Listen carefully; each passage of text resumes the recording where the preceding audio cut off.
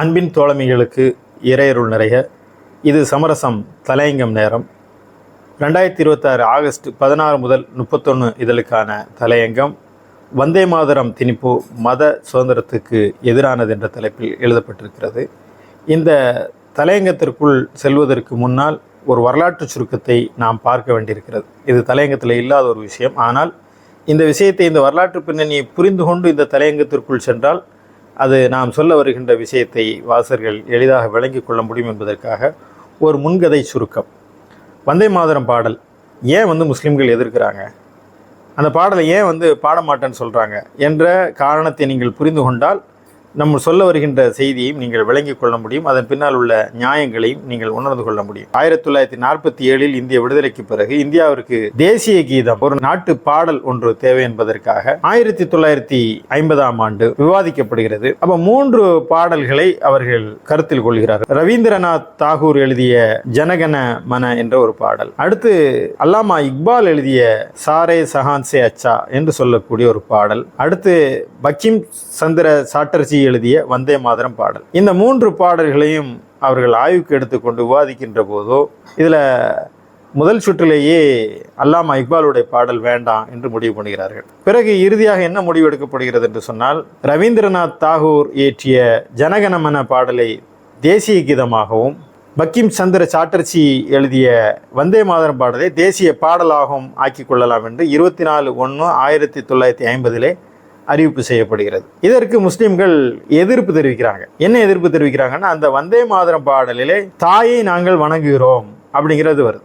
அப்போ முஸ்லிம்கள் ஓரிரை கொள்கையை ஏற்றுக்கொண்டவர்கள், அல்லாவை தவிர வேறு யாரையும் வணங்க மாட்டோம் என்பதிலே உறுதியாக இருப்பது. அதான் இஸ்லாமிய கொள்கை. என்னன்னா, ஒரே கடவுளை தவிர வேறு கடவுளை வணங்க மாட்டோம், அந்த கடவுளுக்கு இணை வைக்க மாட்டோம், அவனை ஒப்பாரும் மிக்காரும் யாரும் இல்லை என்பதுதான் ஏக தெய்வ கோட்பாடு. அப்போ இந்த கோட்பாட்டில் உள்ள முஸ்லிம்கள், அதுவும் மதச்சார்பற்ற ஒரு ஜனநாயக நாட்டில் இருக்கக்கூடிய முஸ்லீம்களை கட்டாயப்படுத்தி இந்த பாடலை பாட வேண்டும் என்று சொல்வது எப்படி சரியாகும்? எனவே நாங்கள் இந்த பாடலை பாட மாட்டோம் என்று சொன்னார்கள். ஏன் சொன்னார்கள் என்பதற்கு இந்த வரலாற்றுக்குள்ளே நீங்கள் இன்னும் போனீங்கன்னா தெளிவாக புரிஞ்சு கொள்ளலாம். இந்த பாடலை இயற்றிய பங்கிம் சந்திர சாட்டர்ஜி 1876 இந்த பாடல் எழுதுகிறார். எழுதின பிறகு 1882 ஆனந்த மடம் என்ற ஒரு நாவல் எழுதுகிறார். அந்த நாவலில் இந்த பாடலை சேர்க்கிறார். அந்த நாவல் என்னங்கிறத நீங்கள் புரிஞ்சுக்கிட்டாலே இந்த பாடல் இயற்றிய பின்னணியை நீங்கள் புரிந்து கொள்ளலாம். கதாநாயகன் பேர் பவானந்தன். அந்த பவானந்தன் ஒரு சனாதன பிராமணன். அவன் என்ன செய்கிறான்னு சொல்லியாச்சுன்னா, இந்த நமக்கு ஆட்சி அதிகாரம் வேண்டாம், ஆனால் முஸ்லீம்களை இந்த நாட்டை விட்டு விரட்ட வேண்டும், இதுதான் அவனுடைய கோரிக்கையாக இருக்கிற. அவன் என்ன பண்ணுறான்னு சொல்லியாச்சுன்னா, அந்த கதாநாயகன் மகேந்திரன் என்பவனை நீ இந்த முஸ்லீம்களை நாட்டை விட்டு விரட்டுவதற்கான இந்த படையிலே நீ சேர வேண்டும் என்று அழைப்பு விடுக்கிறான். மகேந்திரன் கேட்கிறா, என்ன, எதனால் முஸ்லீம்களை நாட்டை விட்டு விரட்டணும் என்று கேட்கும்போது சொல்கிறா, நமது மதம் போச்சு, நம்முடைய வர்ணாதர்ம தர்மம் போச்சு, உயிருக்கு நமக்கு ஆபத்து, இந்த முஸ்லீம்களை நாட்டை விட்டு விரட்டினால்தான் இந்து மதம் காப்பாற்றப்படும் அப்படின்னு. அப்போ மகேந்திரன் கேட்குறா, இதிலிருந்து நம்ம மீள முடியுமா அப்படின்னு. அப்போ அவன் சொல்கிறா, 7 கோடி தொண்டைகள் முழங்கும் போது, 14 கோடி கைகள் வாழேந்தி நிற்கும் போது பாரத மாதா என்ன அவ்வளவு பலவீனமாவா இருக்கிறா அப்படின்னு சொல்கிறா. மகேந்திரன் கேட்குற, இது சாத்தியமா அப்படிங்கும்போது, நான் உன்னை ஒரு இடத்துக்கு அழைச்சிட்டு போகிறேன்னு சொல்லி அந்த ஆனந்த மடத்துக்கு அழைச்சிட்டு போகிறேன். ஆனந்த மடத்துக்கு அழைத்து சென்று அங்கே விஷ்ணுவுடைய மடியில் இருக்கக்கூடிய தேவி சிலையை காட்டி, இதுதான் பாரத மாதா, நாமெல்லாம் பாரத மாதாவுடைய புத்திரர்கள் என்று சொல்லிவிட்டு அங்கே இருக்கக்கூடிய ஒரு ஒளிமயமாக காட்சி தரக்கூடிய ஜெகத் தாத்ரி அப்படிங்கிற ஒரு சிலை காமிச்சு, பாரத மாதா இப்படி தான் ஜெகஜோதியாக ஒளி வீசி கொண்டிருந்தாள், ஆனால் இப்போது நிர்வாணமாக இருக்கிறாள். எனவே இந்த பாரத மாதா 10 கை கொண்ட இந்த தேவி மீண்டும் ஜொலிக்க வேண்டும் என்று சொன்னால் முஸ்லிம்களை நாம் இந்த நாட்டை விட்டு விரட்ட வேண்டும் என்ற கருத்தை சொல்லும்போது மகேந்திரன் இதை ஏற்றுக்கொண்டு படையில் சேர்றான். சேர்ந்தபோது இது மட்டுமில்லை, இது மாதிரி ஆயிரக்கணக்கான இளைஞர்கள் இந்த படையில் சேர்றாங்க. சேர்ந்து முஸ்லீம்களை விரட்டுவதற்கான வேலைகளை செய்யும்போது அங்கே கலவரம் மூழ்கிறது, தீ வைத்து கொளுத்தப்படுகிறது. பெரிய கலவரம் மூழும்போது, உயிர் சேதம் ஏற்படும் போதெல்லாம் முஸ்லீம்கள் அடிக்கும்போது இந்த வந்தே மாதரம் பாடுறாங்க. அதுக்காக இந்த வந்தே மாதரத்தை பயன்படுத்துகிறார். இது முழுக்க முழுக்க முஸ்லீம்களை மீதான வெறுப்பை திணிக்கக்கூடிய வகையில் தான் இந்த பாடலை இந்த சாட்டர்ஜி எழுதியிருக்கார், சந்திர சாட்டர்ஜி எழுதியிருக்கார் என்பது இந்த நாவலை நீங்கள் பார்த்தீங்கன்னா இதிலேருந்து நம்ம விளங்கி கொள்ள முடியும். அப்போ இப்படிப்பட்ட ஒரு வெறுப்பை திணிக்கக்கூடிய ஒரு பாடலை தான் இன்றைக்கு நாம் கட்டாயம் பாடணுங்கிற அளவுக்கு வந்து சட்டம் இயற்றக்கூடிய ஒரு சூழ்நிலையில் இருக்குது. அதுதான் நான் விரிவாக பேச இருக்கிறோம். இப்போ என்னென்னா, இது நேரு வந்து என்ன பண்ணிட்டேன்னா, அந்த பாடலில் வந்தே மாதரம் பாடல் 6 சரணங்கள் இருக்குது. அது 2 சரணங்கள் தான் பாடுறோம். ஆனால் இப்போ 6 சரணங்களையும் பாடணுங்கிறத கட்டாயப்படுத்துகிறாங்க. ஆனால் இந்த 2 மட்டும் வச்சுட்டு மீதியெல்லாம் வந்து நேரு தான் வந்து எல்லாத்தையும் எடுத்துட்டார். நேரு மேலே இப்போ பழியை போட்டுக்கிட்டு இருந்தாங்க. ஆனால் அந்த வரலாற்றையும் சேர்த்து பார்க்கணும். 1876ஆம் ஆண்டு ஒரு பாடல் எழுதுகிறாரு. 82 ஆனந்த மாடத்தில் சேர்க்குறாரு. இந்த சூழ்நிலையில் 1896 காங்கிரஸ், கல்கத்தாவில் காங்கிரஸ் மாநாட்டில் ரவீந்திரநாத் தாகூர் வந்து இந்த வந்தே மாதரம் பாடலை பாடுறாரு. அதற்கு பிறகு நடக்கக்கூடிய காங்கிரஸ் மாநாடுகளில், காங்கிரஸ் கூட்டங்களில் இந்த பாடல் வந்து பாடப்படுது. அப்போ முஸ்லீம்கள் கடுமையாக ஆட்சேபனை செய்கிறாங்க. இந்த பாடலை பாட முடியாது, இது எங்களுடைய இறை நம்பிக்கைக்கு எதிரானது என்பதை அழுத்தமாக பதிவு செய்யும்போது இதை கூடி முடிவு பண்ணணும் அப்படிங்கிறதுக்காக ராஜேந்திர பிரசாத் என்ன பண்ணுறாரு, செயற்குழு வந்து கூட்டணும் அப்படின்னு சொல்லி 28/10/1937 செயற்குழு வந்து கூட்டுறாங்க. இந்த செயற்குழுவில் யாரெல்லாம் இருக்கிறா அப்படின்னு சொல்லியாச்சா, நேரு இருக்கிறாரு, பட்டேல் இருக்கிறாரு, அபுல் கலாம் ஆசாத் இருக்கிறாரு, ஆச்சாரியா கிருபாலனி இருக்கிறாரு, சுபாஷ் சந்திரபோஸ், இவங்க எல்லாம் சேர்ந்து பேசும்போது ரவீந்திரநாத் தாகூர் அங்கே இல்லை. இருந்தாலும் அவருடைய கருத்தை நேரு வந்து மேற்கோள் காட்டி பேசுகிறார். என்ன சொல்கிறாருன்னு சொல்லியாச்சுன்னா, ரவீந்திரநாத் தாகூர் பாடினாலும் கூட அவர் இந்த ஒரு கருத்தை வந்து முன்வைக்கிறாரு.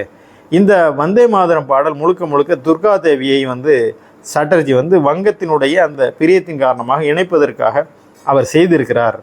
இது வந்து முஸ்லிம்கள் நாட்டுப்பற்றுடன் இந்த 10 கையுடைய துர்கா தேவியை பாராட்டி வணங்கி பாடுவார்கள் என்பதை நம்ம எதிர்பார்க்க முடியாது. இது வந்து ஒரு மதச்சார்பற்ற நாட்டுக்கு பொருத்தமான பாடல் அல்ல. ஆனந்தமான நாவலுக்கு வேணால் அது பொருத்தமாக இருக்கலாம். எனவே இந்த நாட்டு விடுதலையில் எல்லாரையுடைய பங்களிப்பும் இருக்கிறது, எல்லாரையும் அரவணைத்து செல்ல வேண்டி இருக்கிறது. இதனால் வந்து நாம் இந்த பாடலை வந்து ஏற்றுக்கொள்ள முடியாது என்ற கருத்தை ரவீந்திரநாத் தாகூருடைய கருத்தை நேரு முன்வைக்கிறாரு. அங்கே விவாதம் அடுத்து நடக்குது. அப்போ கடைசி என்ன செய்கிறாங்கன்னா, அந்த 2 ஸ்டான்ஸாக மட்டும் எடுத்துக்கிறோம். அடுத்து உள்ள இதில் எல்லாம் வந்து என்னென்னா, காளியை, துர்கா தேவியை, இவங்களெல்லாம் வந்து லட்சுமியை தெய்வங்களாக வர்ணித்து வருது. அதை வந்து நம்ம எடுத்துக்கலாம். இந்த 2 பத்தியை மட்டும் வச்சுக்கலாங்கிற ஒரு முடிவுக்கு வர்றாங்க.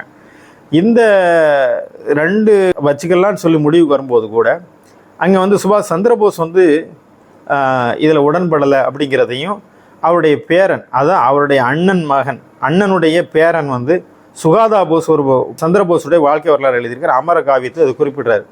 சுபாஷ் சந்திரபோஸுக்கு வந்து இந்த வந்தே மாதரம் பாடலில் உடன்பாடு இல்லை. ஏனென்று சொன்னால், எல்லோரையும் உள்ள அனைத்து மதங்களையும் அரவணைத்து செல்ல வேண்டிய நாமே வந்து இந்த பாடலை பாடி ஒரு மதத்தினரை வந்து புண்படுத்துவதை ஏற்றுக்கொள்ள முடியாது அப்படிங்கிறாரு.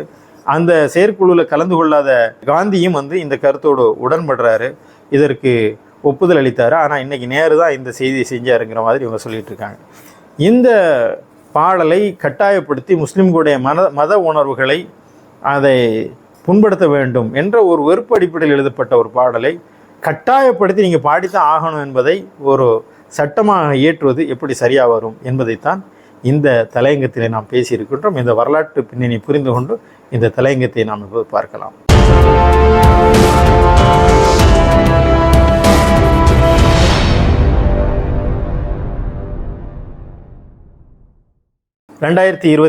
டிசம்பர் நாடாளுமன்ற கூட்டத்தொடரில் வந்தே மாதரம் தேசிய பாடலுக்கு 150வது ஆண்டு ஆகிறது. எனவே அதற்கு சிறப்பு விவாதத்தை நடத்த வேண்டும் என்று இந்திய நாட்டுடைய பிரதமர், உள்துறை அமைச்சரும் நேரடியாக இந்த சிறப்பு விவாதத்திற்கு அழைப்பு விடுத்து அது விவாதம் நடக்கிறது. கடுமையான கருத்து மோதல்கள் எல்லாம் அப்போது வந்தது. இதை கட்டாயப்படுத்தாதீர்கள், திணிக்க முடியாது, இதை பாடணுங்கிற விவாதங்கள்லாம் வந்து முடிந்தது. அதற்கு பிறகு ஜனவரி 28ஆம் நாள் வந்து புதிய வழிகாட்டு நெறிமுறைகளை உள்துறை அமைச்சகம் வந்து வந்தே மாதரம் பாடல் பாடுவதை இசைப்பது தொடர்பாக ஒரு வழிகாட்டு நெறியை வந்து கொடுக்குறாங்க. என்ன அந்த வழிகாட்டு நெறியில் இருக்குது அப்படிங்கிறத சுருக்கமாக சொல்லணும்னா, அரசு நிகழ்ச்சிகளில் பள்ளிக்கூடத்தில் தேசிய கீதத்திற்கு முன்னால் வந்தே மாதரத்தை வந்து கட்டாயம் பாடணும், ஒலிக்கணும் என்பதை முதல் ஒரு கோரிக்கையாக சுற்றறிக்கையாக அனுப்புகிறாங்க. ரெண்டாவது வந்து என்னென்னா, அதில் முக்கியமாக அதனுடைய பாடலுடைய அளவு 3 நிமிடம், இவ்வளோ நிமிஷத்தில் இந்த பாடலை பாடணும் அப்படிங்கிறத சொல்கிறாங்க. குடியரசுத் தலைவரும் ஆளுநரும் பங்கேற்கக்கூடிய அனைத்து அரசு நிகழ்ச்சியிலையும் தொடக்கத்திலையும் முடிவிலையும் வந்தே மாதரம் பாடணும். அகில இந்திய வானொலி ஆகட்டும், தொலைக்காட்சி ஆகட்டும், இதில் குடியரசுத் தலைவர் நாட்டு மக்களுக்கு உரை நிகழ்த்துவதற்கு முன்னாலேயும் பின்னாலேயும் இதை வந்தே மாதரம் பாடணும், இந்த பாடலை பாடும்போது கட்டாயம் எழுந்து நிற்கணும், இந்த சுற்றறிக்கையை வந்து அனுப்பும்போது கடுமையான எதிர்ப்பு வந்து கிளம்புது. அதை தொடர்பாக முகமது சயீத் நூரிங்கிறவர் வந்து நீதிமன்றத்தில், உச்ச நீதிமன்றத்தில் மனு தாக்கல் செய்கிறாரு. நீதிபதிகள் விசாரணை எடுத்துக்கொண்டு இதை தள்ளுபடி செய்கிறாங்க அந்த மனு. அது வழக்குடைய விவாதம், நீண்ட நெடிய விவாதம். இப்போ இந்த வழக்கை தள்ளுபடி செஞ்சிட்டாங்க. இதற்கு பிறகு இப்போது தேசிய கௌரவ அவமதிப்பு தடுப்பு திருத்த மசோதா 2026 ஜூலை 26 மாநிலங்களவையிலையும் ஜூலை 30 மக்களவையிலையும் இந்த வந்தே மாதரம் பாடலை கட்டாயப்படுத்துவதற்கான மசோதா திருத்தத்தை கொண்டு வந்திருக்கிறாங்க. இது குடியரசுத் தலைவர் கையெழுத்துக்காக காத்திருக்கிறது. இந்த வந்தே மாதரம் பாடலை பாடுவதை தடுப்பதும் இதற்கு இடையூறு செய்வதும் குற்றமாகும். இப்படி யாராவது அதை தடுத்தாலோ அதற்கு இடையூறு செஞ்சாலும் 3 ஆண்டுகள் தண்டனை வந்து வழங்கப்படும் அப்படிங்கிற இந்த மசோதான்னு சொல்லுது. நேரடியாக கட்டாயப்படுத்தலை, இது பாடணுன்றதை கட்டாயப்படுத்தலை என்று சொன்னாலும் இப்படி ஒரு சூழ்நிலை வரும்போது என்ன ஆகும்னா, இந்த பாடலுக்கு எதிரான அவமதிப்பு அல்லது மரியாதை குறைவு என்ற பேரில் வந்து என்ன செய்யலாம், ஒருவரை எளிதாக குற்றம் சொல்லலாம். இது வந்து தெளிவில்லாமல் இருக்குது. இந்த மசோதா வந்து தெளிவில்லாமல் இருக்குது. தனிநபர் தனிப்பட்ட முறையில் அவருக்கு எப்படி விளக்கம் கொடுக்கலாம், இது தவறாக பயன்படுத்தக்கூடிய ஒரு அபாயமும் இதில் வந்து இருக்கிறது. இப்போ இந்த சூழ்நிலையிலே நான் சொன்ன இந்த வரலாற்று பின்னணியை நீங்கள் யோசித்து பாருங்கள். எதற்காக வந்தே மாதரம் பாடலை முஸ்லீம்கள் கட்டாயப்படுத்தி பாடணும்? இப்போ இந்த பாடலை பாட வேண்டிய அவசியம் எதற்காக இருக்கிறது? இப்படி ஒரு வெறுப்பு சூழ்நிலை இருக்கக்கூடிய சூழ்நிலை, இந்த பாடலை அந்த மத நம்பிக்கை உள்ளவங்க பாடுறது நமக்கு ஆட்சேபனே இல்லை. அவர்கள் யாரெல்லாம் அவர்களை கடவுளாக ஏற்றுக்கொண்டார்களோ, தாயை வணங்குறேன்னு சொல்கிறதில் ஆட்சேபனை இல்லை, அவர்கள் தாராளமாக பாடலாம். ஆனால் நீங்கள் பாடணும் அப்படிங்கிறத கட்டாயப்படுத்துவதைத்தான் நாம் ஏற்றுக்கொள்ள முடியாது. அப்படி இங்கே பாடலைன்னால அது வந்து தண்டனைக்குரிய குற்றம் என்ற அடிப்படையில் ஒரு சட்டம் இயற்ற வேண்டிய தேவை இன்னைக்கு நாட்டில் எவ்வளோ பிரச்சனைகள் இருக்குது, இது தேவையா என்பது தான் நம்முடைய சூழ்நிலை. ஏனென்றால் இந்த மதத்தை ஒரே கடவுள் நம்பிக்கை கொண்ட மக்கள் வாழுகின்ற இந்த ஜனநாயக மதச்சார்பற்ற நாட்டிலே, அவர்களையும் உள்ளடக்கிய ஒரு நாட்டில் அவர்கள் இதை பாட வேண்டும் என்று நிர்பந்திப்பது மத சுதந்திரத்துடன் நேரடியாக தொடர்புடைய ஒரு விஷயம். இது மத சிறுபான்மையுடைய ஒரு அச்சத்தையும் தேவையற்ற பதற்றத்தையும் உருவாக்கக்கூடிய வகையில் நாடாளுமன்ற இந்த மசோதாவை நிறைவேற்றியது ரொம்பவும் வேதனை அளிக்கிறது, கவலை அளிக்கிறது. இன்னொரு விஷயம் என்னன்னு சொல்லியாச்சுன்னா, ஒவ்வொரு மாநிலத்துக்கும் மாநில பாடல் இருக்குது. தமிழ்நாட்டில் நம்முடைய தமிழ்தாய் வாழ்த்து இருக்கிறது. இந்த தமிழ்தாய் வாழ்த்தை நீங்கள் பின்னுக்கு தள்ளணும். இதை வந்து 3ஆவது தான் பாடணும்.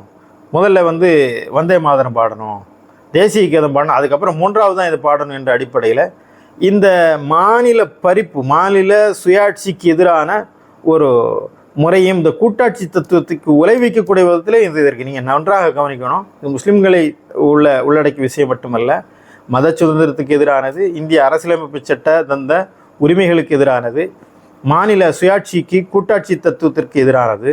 இப்படிப்பட்ட ஒரு சூழ்நிலையில் இந்த பாடலை பாடினா தான் நாட்டுப்பற்று.